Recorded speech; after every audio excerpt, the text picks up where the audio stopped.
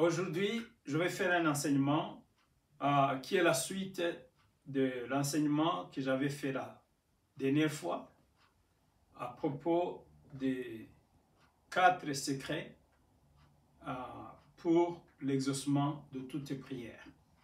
Aujourd'hui, je vais le faire avec illustration et je ferai 6 points dans cette illustration. Donc voilà, si vous voulez comprendre la première partie de cet enseignement, vous pouvez cliquer sur la vidéo que j'ai fait la fois passée. Cliquez sur le link que vous voyez devant vous. Donc voilà. Donc un jour, je suis allé dans un bureau de quelqu'un et j'ai pris son téléphone. C'était dans un pays où j'ai pris son téléphone. Et quand j'ai pris le téléphone, j'ai entendu, parce qu'on avait coupé ce téléphone en fait. Et puis il y avait un message automatique dans le téléphone qui dit « Veuillez passer au service de recouvrement pour régler votre situation avec l'office de télécommunication. » Donc là, je me suis dit, qu'est-ce qui se passe? Chaque fois que je prends le téléphone pour téléphoner, j'entends ce message. Et j'ai compris que avant de régler cette situation, il est impossible de communiquer. Donc, Dieu aussi nous dit, avant de m'appeler, avant de communiquer avec moi, réglez la situation qui met une barrière de communication entre vous et moi. Alors, je vais vous dire comment nous pouvons enlever ces barrières de communication.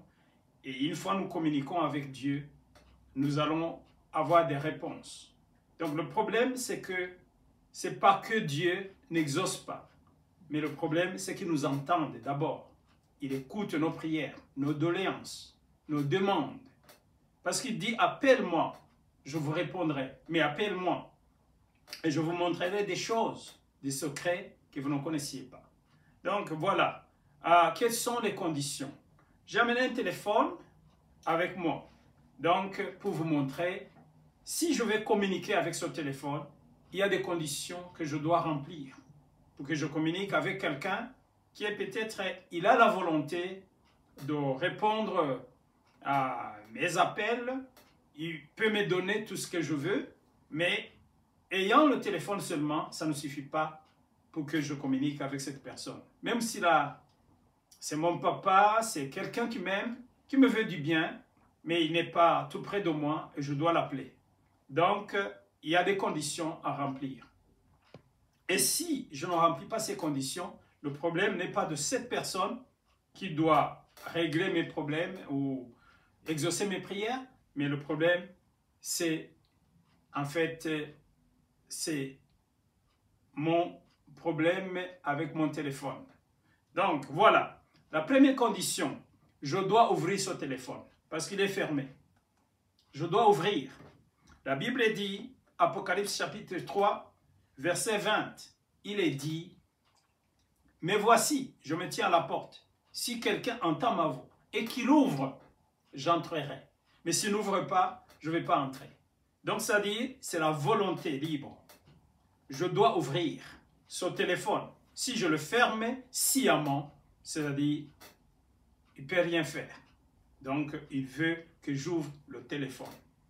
Comme ça, il va communiquer avec moi.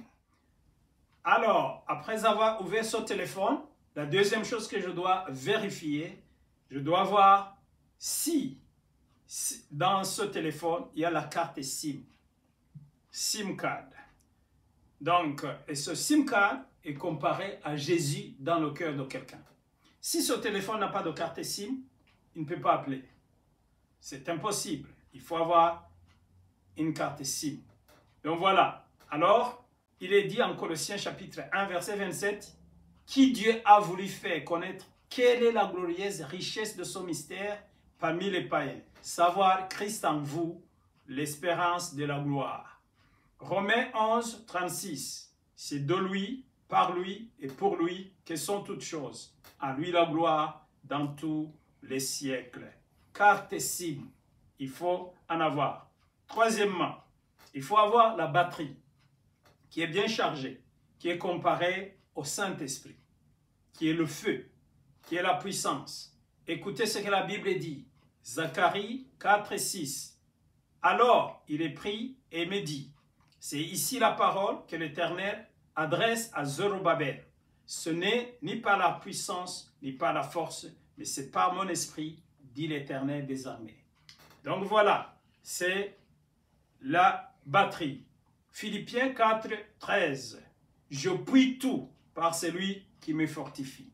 Ça, c'est le Saint-Esprit, la batterie.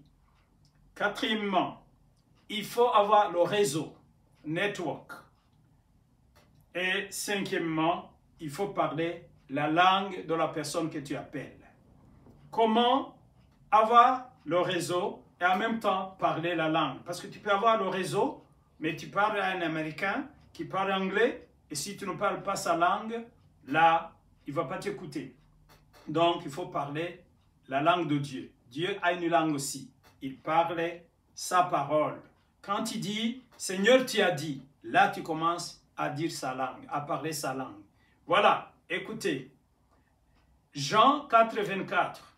Dieu est esprit, et il faut que ceux qui l'adorent, l'adorent en esprit et en vérité.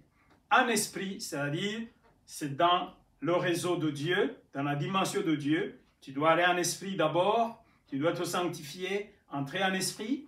Et quand tu arrives en esprit, tu parles sans langue. Sa langue, c'est quoi? C'est la vérité. Il est dit. Sa parole est vérité, qui a été inspirée par le Saint-Esprit de Dieu. Écoutez, Jean 15, 7. Si vous demeurez en moi et que mes paroles demeurent en vous, demandez ce que vous voudrez et cela vous sera accordé. C'est ça la langue de Dieu. Il vous sera accordé. Cinquièmement, il faut la protection de ce téléphone. Donc, j'ai parlé d'abord du carte SIM, j'ai parlé de la batterie, j'ai parlé du réseau, et puis de la langue de la personne, et puis maintenant, il faut protéger ce téléphone. Parce que si ça tombe dans l'eau peut-être, et que l'eau peut l'abîmer, peut-être l'endommager, ou dans le feu, alors là, je ne pourrai pas communiquer parce que je n'ai pas le moyen de communication, le matériel par lequel je communique. Voilà, écoutez ce que la Bible dit. Thessaloniciens, chapitre 5, verset 23.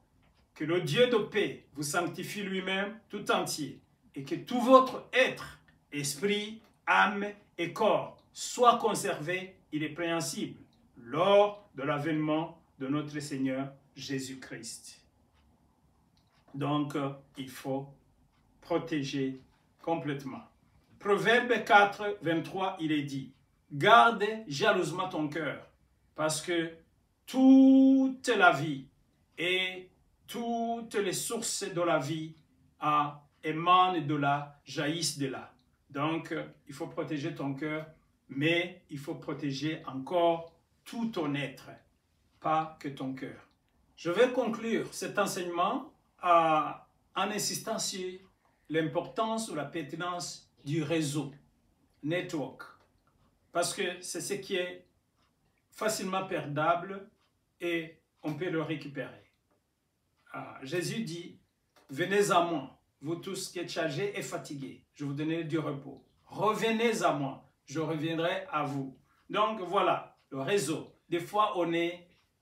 j'ai appelé dans un pays un jour, on a dit, celui que vous cherchez, il est en dehors du périmètre cellulaire. Il y a des fois, nous sommes en dehors du périmètre cellulaire.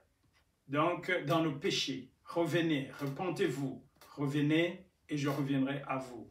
Donc voilà, Exode 33, 21, il est dit, il y a un endroit tout près de moi. Hein? Viens et mets-toi là-bas. Je vais te montrer ma gloire, l'exaucement de mes prières. Mais venez, il y a un endroit tout près de moi. Tous les endroits ne sont pas tout près de moi. Donc, c'est-à-dire, il y a une dimension, il y a un réseau, il y a un périmètre cellulaire. Donc, vous voyez, il y a une fréquence que tu vas capter, alors tu vas écouter ma voix. mais cherchez ma fréquence en se repentant et en se sanctifiant. Voilà, donc il faut veiller sur le réseau parce que c'est facilement perdable.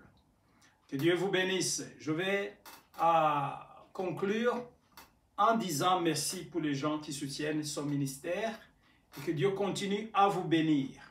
Et plus vous soutenez son ministère, plus son ministère vous sera très bénéfique.